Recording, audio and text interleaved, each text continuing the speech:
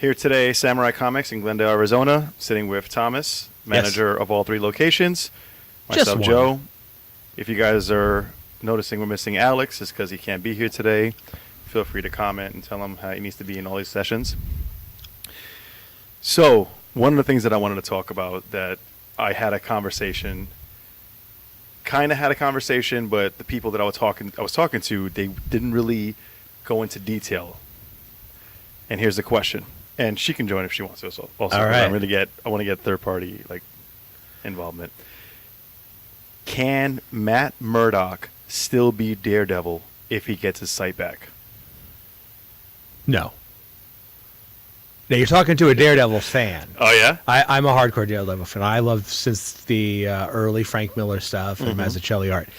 And we always used to joke that Daredevil is a blind guy whose superpower is he can see.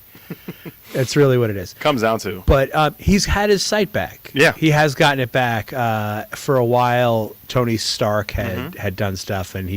But I think the point is his senses were increased, not just because he was blind, but because of the reaction to the chemicals that got splashed into him. But I don't think, since he's been blind since childhood, I don't think that he would really have the ability to kind of work with them as well. Would it be overwhelming? It would be overwhelming. Yeah, he's had so much time to be able to learn how to dampen those senses. So even whether you like the Ben Affleck movie or not, it showed how he slept in a sensory deprivation tank. And that was to kind of keep them in check, because otherwise, every little car crash, every baby cry, every fight would wake him up. And I think if he also then had his sight, I think that'd be too much. And I don't want him to be having the sight. I want Daredevil to be Daredevil. You like your Daredevil? I love my Daredevil with a handicap. I don't think he's handicapped. He's better than the average guy. Yeah. You brought up the Ben Affleck movie, and interesting part about that is that I think, now that I'm thinking about it, Ben Affleck is having this thing where when a second cut comes out of a movie that he does, it's actually better. So, the director's cut of Daredevil, I felt was better than the original. Well, the original is just a bad movie. It doesn't make sense. We just watched it, and I was talking to a customer about it. No, you got to see the director's cut, because if you watch the uncut, there's a whole lot of Jennifer Gardner, a whole lot of Elektra in the movie, and at the end, Daredevil just shows up and goes, "Hey, Kingpin, you're under arrest. You hear those cops? They're coming for you." But if you paid attention to the movie, he didn't prove that Kingpin did anything. Now, Bullseye killed some people, but there was nothing to implicate Kingpin. If you watch the director's cut, they cut out a lot of Jennifer Gardner, and it's more about Daredevil hunting dirty cops, who eventually he's slowly able to build a case against the Kingpin about a dead prostitute, and Turk, who's this recurring character in the comics, who was also in the Daredevil and the Defenders, and he showed up in all of the Netflix shows. Who was he? He was the African-American actor. He was named Turk, and he'd always show up, and he was running a scam or selling weapons and all this stuff. He was in every one of them. Okay. Even the Punisher ones, he showed up and he hooked Frank up. But he shows up, and in the director's cut, he's played by Coolio, which is I can see the look on your face. I gotta watch it now. Yeah, I remember it being better now, but it's much better. Close to 2 decades. It's a little bit darker, a little bit more violent. Again, it's Daredevil hunting dirty cops, not Daredevil doing playground dance fighting, which there was a lot of. Hey, you gotta. It's the early 2000s. It is. I think they were afraid. I think they were afraid to do a really good comic book movie. I think that there was a lot of potential in that movie. Yep. You could like Ben Affleck or you could not. Doesn't matter. He did a decent job with the script he was given, and the script was definitely there to do a good movie. But I think they just kind of got a little bit gun shy. So it didn't have as much violence as a Daredevil movie should have. Because again, he's not running around with superpowers. He's not Captain America, who's going to be like, "I'm going to smack you on the hand and give you a lecture, and you're going to do right." And I'm a Cap fan. Yeah. Daredevil's going to punch dudes until they stop fighting. And that's where I think they were going. And then the studio was like, we need a love interest, and let's bring Elektra. And then the really bad character design for Bullseye. Colin Farrell wasn't bad. What was it? but The ridges? Well, yeah, they put the weird bullseye scar in his head with no real explanation. The way they utilized him using his powers was cool. Yeah. Just like the fights were good, but it was just visually, it was just like a little weird. A little weird. Yeah, there was a lot going on, and it had an all-star cast.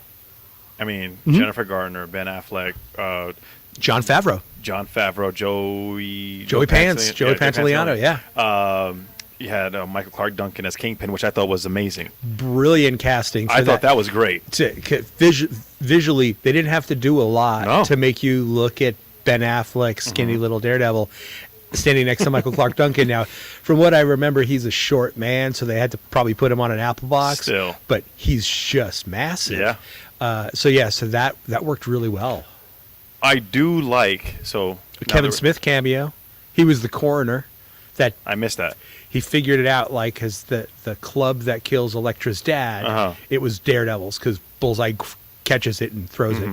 And then he finds it, and he pays Joey Pants. He's like, look, check this out. And it extends into the blind man's cane, and that's when Joe Pantoliano's character, who was, I can't remember if he was a cop or a reporter. He was a detective. He was a reporter. He was You're Urich, right? He was a reporter. Okay, so he was Urich. He was Ben Urich. He threw the match, and it had a Daredevil symbol. Yep. And he's the one that figures it out, because then he goes and says, oh, you might want to go protect your girl. Yeah. So. Yeah, there's a lot that was going on. Because that'd be awesome.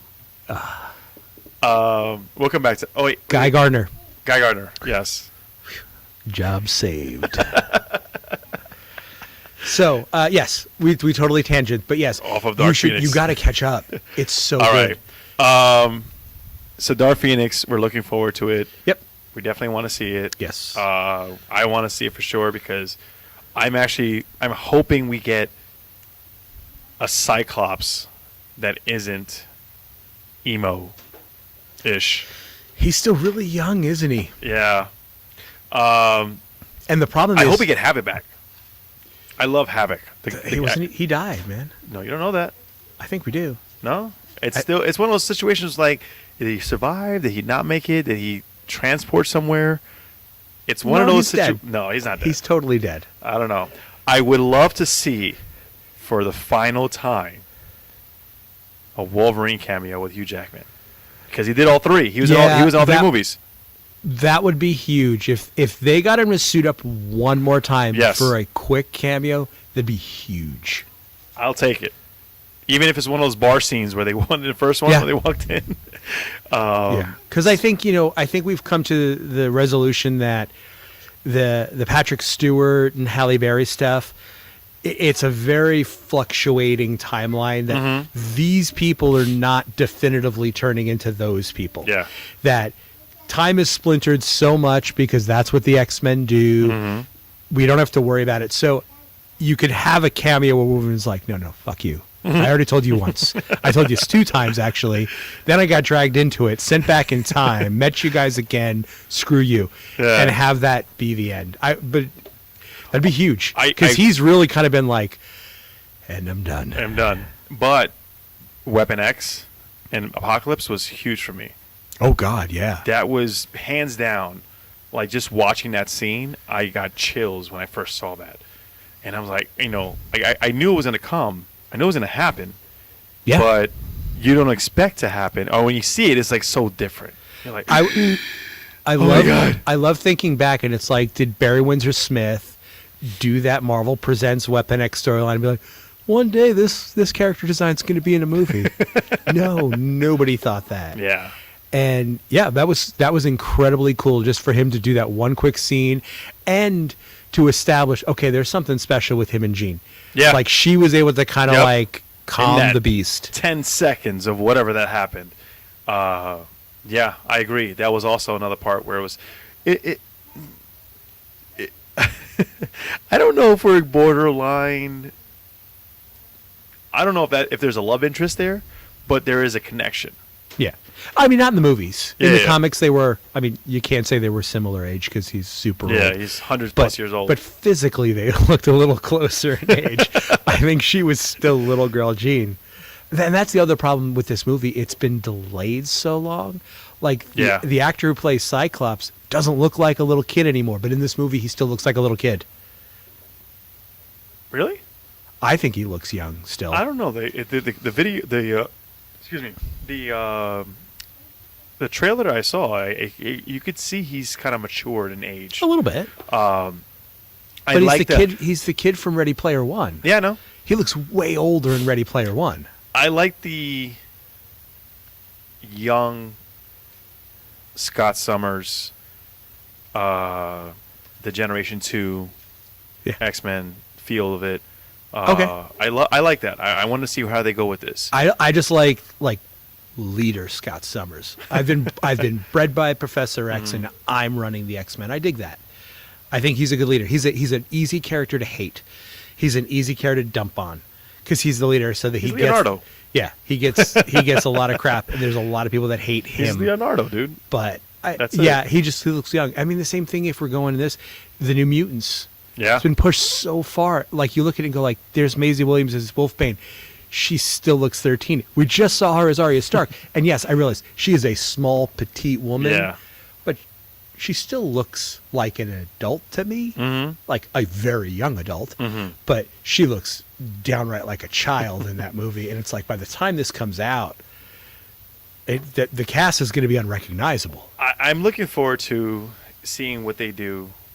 Well, what they're doing already, and then what's the next step for X-Men. You can't, And that's what I'm excited for. I just don't want. I hope that with the Marvel buyout or Disney buyout, that they actually do something right with this. And I think, okay, I can't say they're going to do something right. I Or do it think that the correctly. goal would certainly be to get something closer to the comics. To be able to think so? tie, yeah, to be able to tie it in, because now we can tie it in with characters that maybe they didn't have access to at the time. Mm-hmm. I know everyone's like, I want to see a Wolverine in the Avengers. We're not going to get Hugh Jackman in the Avengers, but we might still get a new Avengers-esque team with Wolverine. But it's not going to be Hugh Jackman. I don't It's- know. See, It's going to be Zac Efron. didn't he take a role already? He took a role. He I already don't- accepted a role for somebody else. I don't know, I but could have sworn. Oh shit! hopefully it's Let's Logan. talk about it next week. I'm hoping it's Logan. I want to see him as Wolverine. No, he did great as Bundy. I don't know if you've seen that movie. Oh, I saw a bit of it. Yeah, He did great as he's Ted Bundy. He's he's one of those actors like, oh, it's that teen singy song High School, but he's a decent actor. DiCaprio did the same thing. DiCaprio went from that teeny bopper stage Yeah. to, hey, I'm a legit actor. Like, I do can some nothing but serious roles. Scorsese films.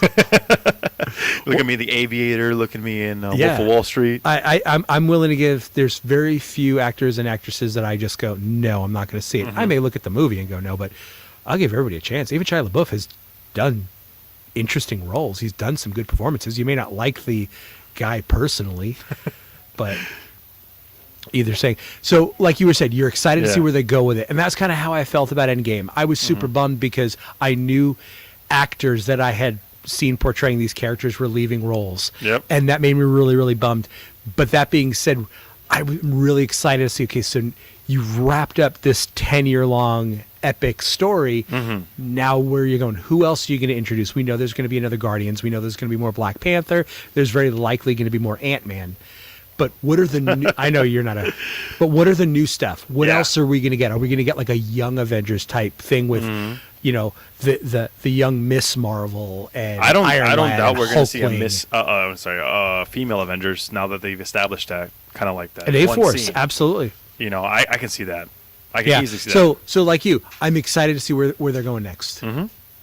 All right, so we're going to wrap it up today here at Samurai Comics. Samurai Comics, Yeah. Thomas, Joe. Thomas and Joe. All right, brother. I only manage one location, by the way, not all three. Manage all three. I'm the general manager of all three locations. Cut that out. The owner's not Directing manager. Mike and Mariah are not going to be happy me saying that. All right, guys. Take The care. secret manager's right in the back there. Right there.